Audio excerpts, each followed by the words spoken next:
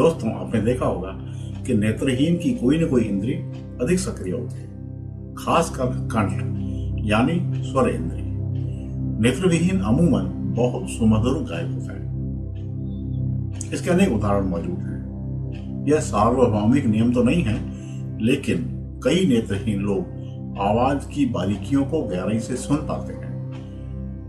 उनका सारा ध्यान स्वर इंद्रिय पर केंद्रित हो जाता है, इसलिए वे अपने स्वर, सुर और ताल को बेहतर साध लेते हैं। संगीत का अभ्यास भी कई नेत्रहीन व्यक्तियों के लिए एक स्वाभाविक अभिव्यक्ति बन जाता है। इसलिए मधुर कंठ उनकी अतिरिक्त इंद्रिय नहीं है, बल्कि बेहतर श्रवण, ध्यान और लगातार अभ्यास का परिणाम है। प्रस्तुतः जब दृष्टि नहीं रहती तो मस्तिष्क अपने उस हिस्से को उपयोग में लाता है जो पहले देखने में लगता था, और उसे सुनने, छूने, दिशा ज्ञान या स्मृति जैसी गतिविधियों में लगा देता है। इसे न्यूरोप्लास्टिसिटी कहते हैं।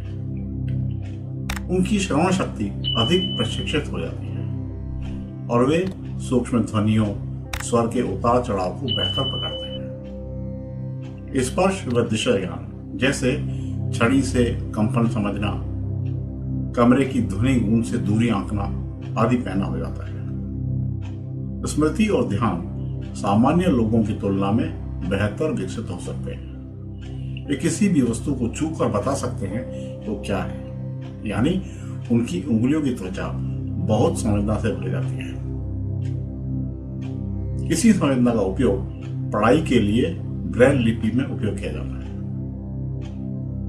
ब्रेल लिपि दृष्टि बाधित व्यक्तियों के लिए विकसित एक स्पर्श आधारित लेखन प्रणाली है।